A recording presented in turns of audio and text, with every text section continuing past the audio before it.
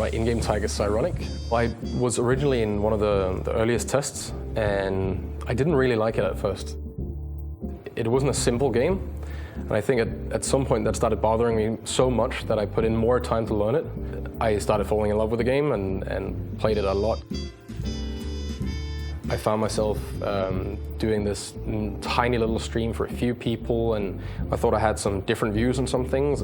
Eventually that got me on a pro team, and then that kind of blew up, and found myself at Invitational doing analyst stuff. It's ridiculous.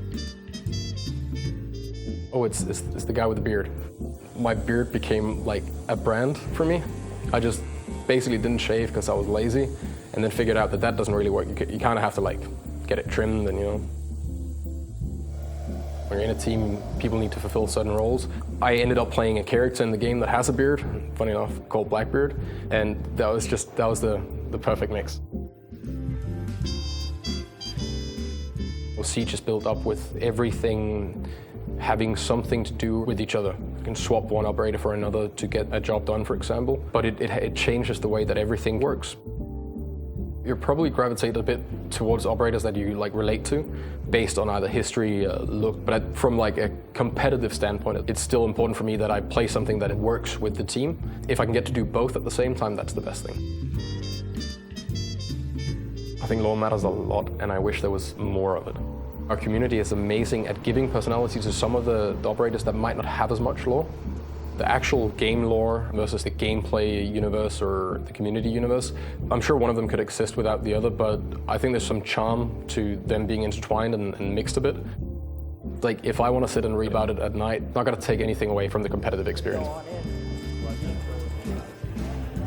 Cosplayers, fan artists, devs that actually really care about the game, pro players that develop stuff that teaches younger and newer players how the game is played at a competitive level, content creators that just play for fun but make it extremely entertaining to watch. I think some of them are so far apart and have so little to do with each other except for Siege. Everyone truly cares about the game. I just wish they were maybe a little bit better at, you know, letting each other know sometimes, instead of just being busy with what's not good. It's really easy whenever something new comes out to just go, no, I don't really like that. Like, I want people to try and break things down as it's a challenge instead of a problem. I think Invitational is like the reminder once a year that everyone has the same interest. It's amazing to have this one thing that connects everything. Knowing that this one coming up is bigger and better, and I can't even imagine it.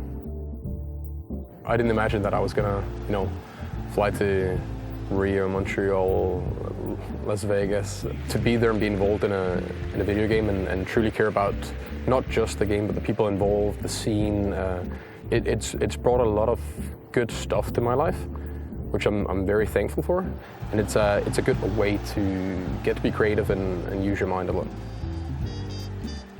I don't want to imagine a time when there's not Siege. And it's hard to think back to what I would have done if Siege wasn't there. It feels kind of good, you know, like go home and say, Mom, the time spent at the PC maybe wasn't that bad.